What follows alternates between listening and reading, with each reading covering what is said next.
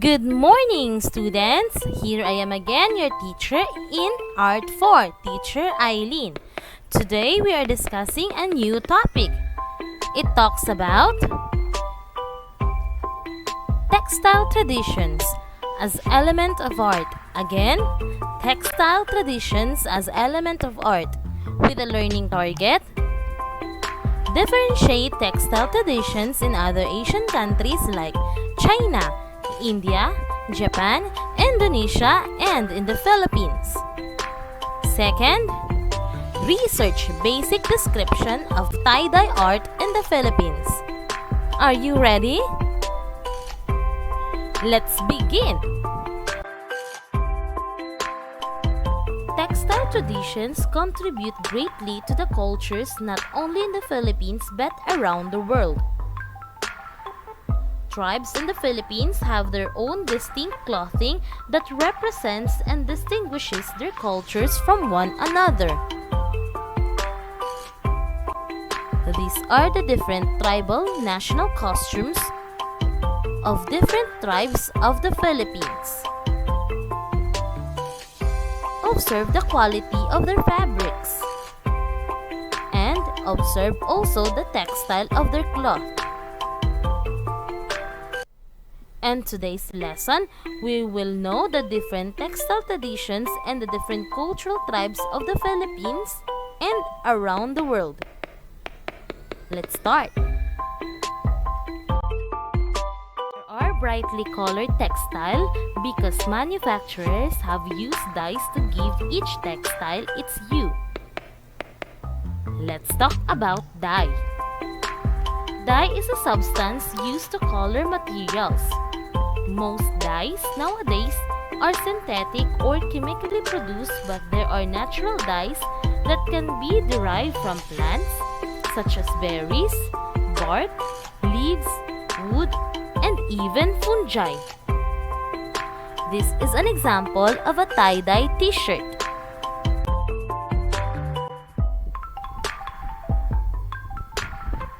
There are many types of dyes for different uses. Here is the most common uses of textile dye. First, dye for fabric. This is an example. Second, food coloring. This is an example of a product used to color the food. Third, the leather dye. Here are the different colors of leather. Third, oxidation dyes for hair coloring, just like this. And fifth, the solvent dyes for wood and waxes. Here are the different colors of wood coloring. These are the different uses of textile dye. Let's talk about the tie-dye in the Philippines. In Unit 1, you learned about the tinalak by the Tiboli tribe. You learned that the Tiboli women believed that the tinalak fabric was taught by their god in their dreams, hence dream weaving. The tinalak is woven with intricate designs through the use of ikat or tie-dye. They use tie-dye to create their patterns by using the coarse abaca threads to tie down the patterns. This is an important process because the tied-down area of the woven fabric resists the dye, so only specific areas can be exposed to dyes. It uses three traditional colors such as black, red, and white. It represents some of the tribe's beliefs. Black represents their hardships, red symbolizes bravery and commitment, and white is for purity. This time, I will introduce to you one of the elements of color, value or tone. In art, value or tone refers to the degree of lightness or darkness of an area. It can vary from the brightest white light to the deepest black shadows. It can denote the major planes of an object. Value can be achieved by adding either black or white to a particular color. For instance, if you want to get a dark red color, add enough black to achieve the darkness you desire. If you wish to create a pale pinkish color, you can add more white to a red color. This creates a different value to the red color. This concept applies to all color. In Unit 1, you learn about how repetition is used in ethnic designs. This time, let's have a review about repetition. Repeated elements in art which create repeated pattern. That is repetition in art. Look at the picture above. This native weaving has many elements that are repeated to create a pattern. What are the elements of art employed in this weaving? What colors are repeated? What do you think is the motif? Those are the questions that describe what repetition is.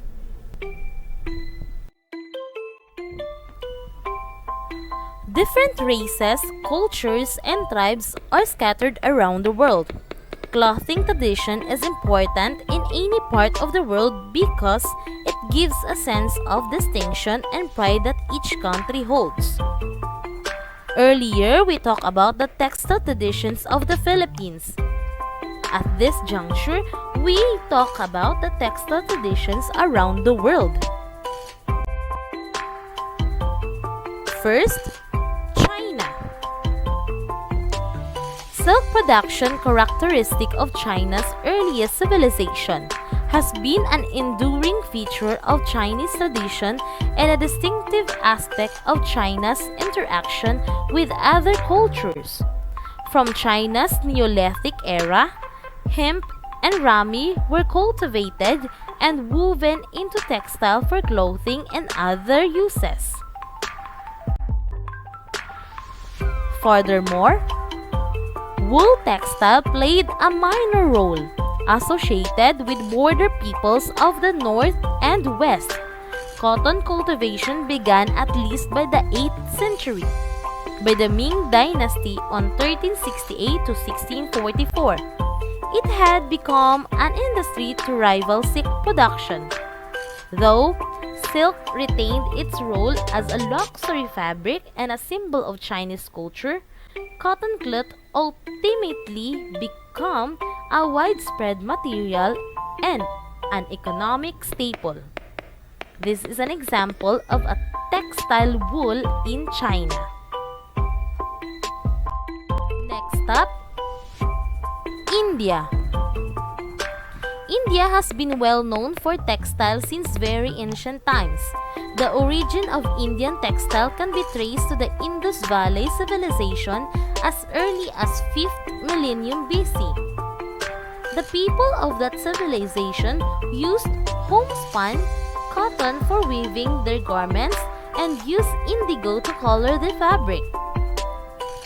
Textile has always played an important in trade and business here in India, Rome, China, and Egypt.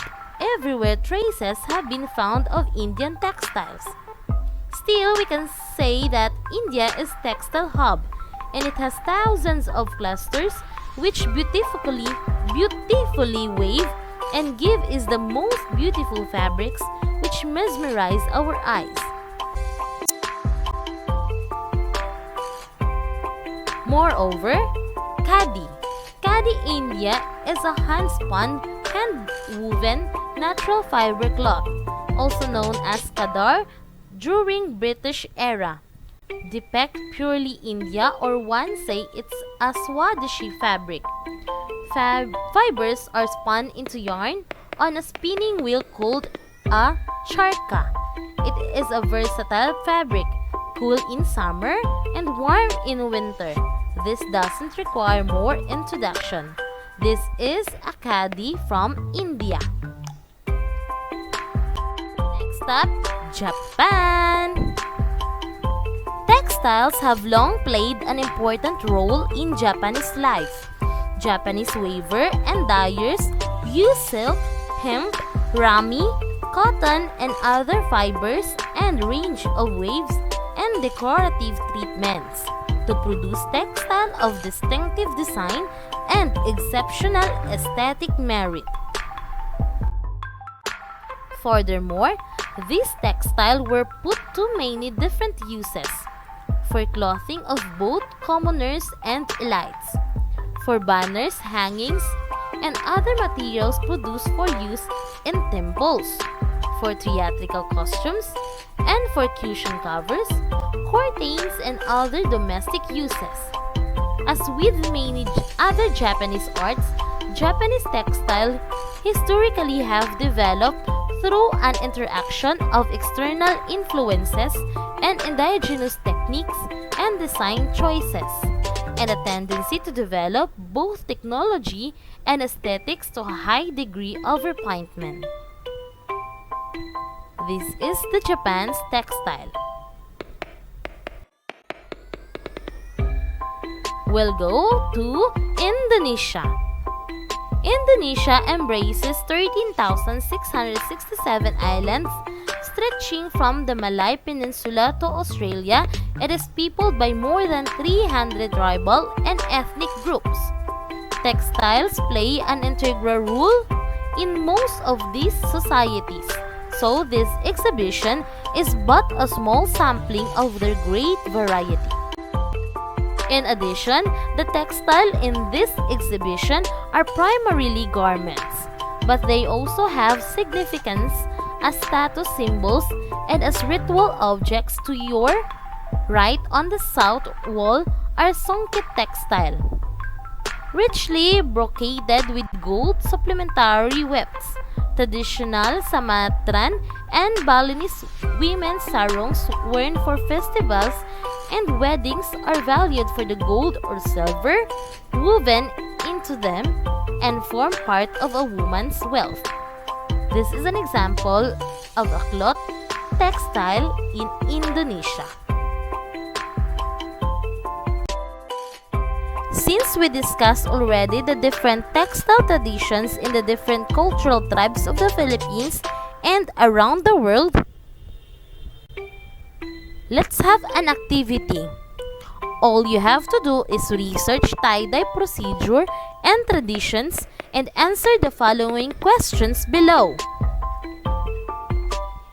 In a one whole sheet of paper, explain these following questions.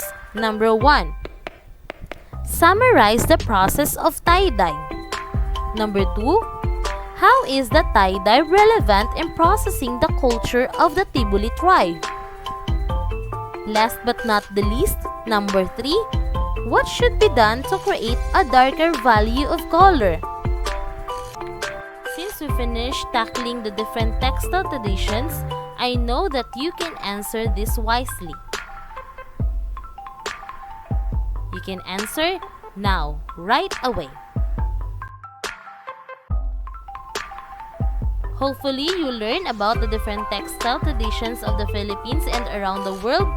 I am your teacher, Teacher Eileen, saying thank you for listening and goodbye!